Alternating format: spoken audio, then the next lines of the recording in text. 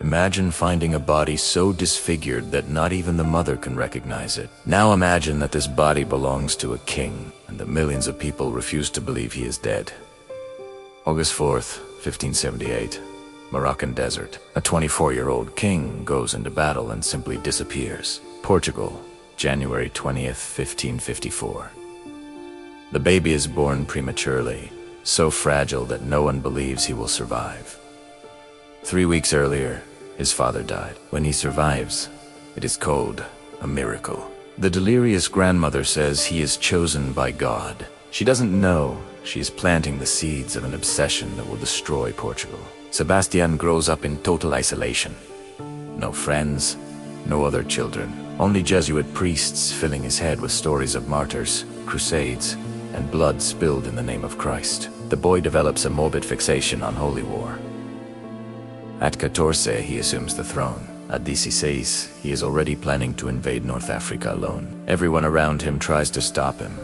His uncles plead. The Pope sends desperate letters. Even the King of Spain, Philip II, one of the most powerful men in the world, warns, "You will die and destroy Portugal." But Sebastian doesn't listen. He is convinced that he is a new King David, that God will make the sun stand still in the sky so that he can win. Sebastian sells everything to finance his impossible crusade. He melts down the crown jewels, sells titles of nobility, and takes out astronomical loans. Portugal enters financial collapse even before the battle begins. The people starve, but the king is radiant. He will finally have his glory. June 24th, 1578. Lisbon.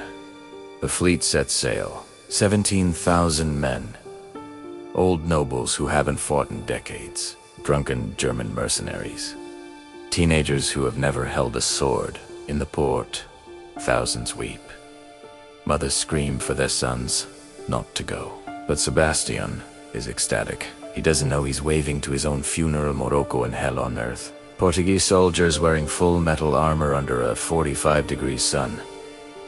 Men begin to faint before the battle. Some die of sunstroke inside their armor. Sebastian orders them to advance further inland.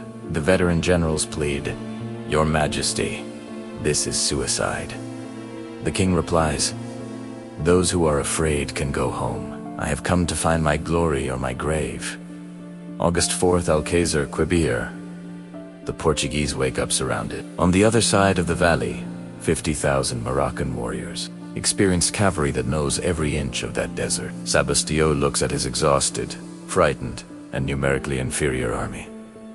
And he smiles. He truly believes that God will intervene, that angels will descend from heaven. In the next 4 hours, he will discover that God is not listening. Noon. The Moroccan cavalry attacks. It's a massacre. The Portuguese are swallowed up in minutes. Soldiers fall suffocated inside their armor. Sebastian is in the midst of the chaos, fighting like a madman. Witnesses will later say he was in a trance, shouting verses from the Bible as he attacked. Someone shouts, "The king has fallen." But in the confusion, no one is sure. And then he disappears. When the dust settles, 8,000 Portuguese are dead. Bodies piled up like firewood. But there's a terrifying question.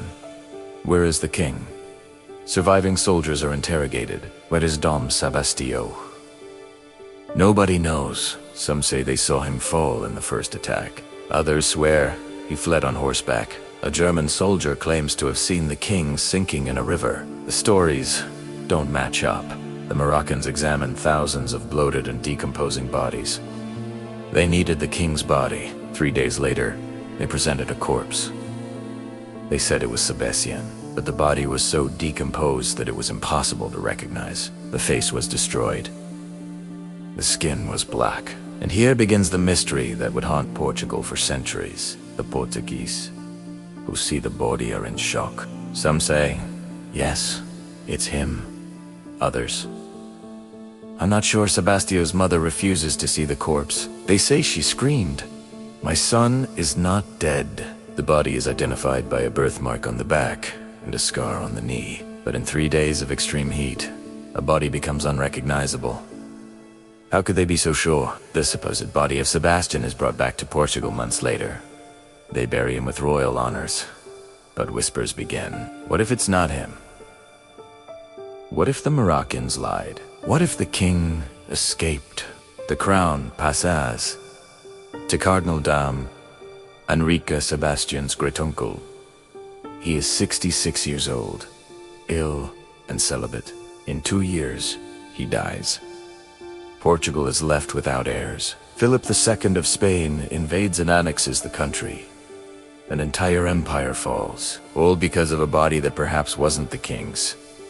The Portuguese people enter a state of collective denial. They cannot accept that they have lost everything because of the madness of a boy king. It is easier to believe that he did not die, that he is in hiding, that he will return. Sebastianism is born, a messianic belief that Sebastian is alive somewhere, waiting for the right moment to return on a foggy morning and save Portugal. It is madness, but it is a madness shared by millions. 6 years after the battle, a man appears in a remote village in Portugal, claiming to be King Sebastian. He bears war scars. He knows details of the court. He speaks like a nobleman. Thousands of peasants believe him. The Inquisition arrests him. Under torture, he confesses to being an impostor named Matthias Alvarez. He is publicly hanged, but before dying, he shouts, "I am the king. You are killing your own king." He is the first of many.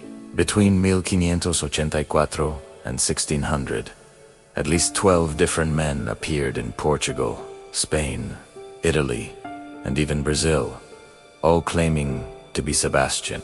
The most disturbing is Gabriel de Espinosa, the king of Penamica. He emerged in 1594, was exactly the right age, rode like a nobleman, knew Latin, and possessed intimate details of Sebastian's life. Even people who knew the real king were confused. Spain panicked. Espinosa was executed, but something was disturbing. He never confessed, even under the most brutal tortures. There were even stranger accounts. In 1598, a monk in Venice claimed to have heard the deathbed confession of a Portuguese nobleman. The man was covered in scars, spoke Old Portuguese, and said, "I should have been king, but I fled from battle like a coward. I have lived in hiding all these years, afraid to return." The monk swore that the man possessed a royal ring from Portugal. When they tried to investigate, the body had already been cremated. Too convenient. Or real. Modern historians have analyzed the remains at the Geronimus Monastery in Lisbon, where Sebastian is supposedly buried. Forensic tests showed that the bones are those of a young man of the correct height, with trauma marks consistent with battle. But there's a problem. The bones are incomplete. Pieces are missing. And DNA technology couldn't confirm with 100% certainty due to degradation. So, technically, we still don't know for sure if that is Dom Sebastian. The truth is probably simple. A fanatical king died in a stupid battle. His body was mistakenly identified in the chaos. And Portugal created a myth because it couldn't cope with the humiliation. But here's what makes this story truly terrifying. No matter how much evidence there is, there's always that shadow of doubt. That unrecognizable body, those imposters who knew too much. That monk in Venice, and the question that will never be fully answered. What if he really escaped? What if the king Portugal buried was someone else? What if, somewhere in the late 16th century, a broken and mad man wandered through Europe, knowing he was a king, but too afraid to return home? King Sebastian didn't just disappear at Alcácer. He disappeared into the gap between history and myth, between fact and faith. And in that gap, he lives on to this day.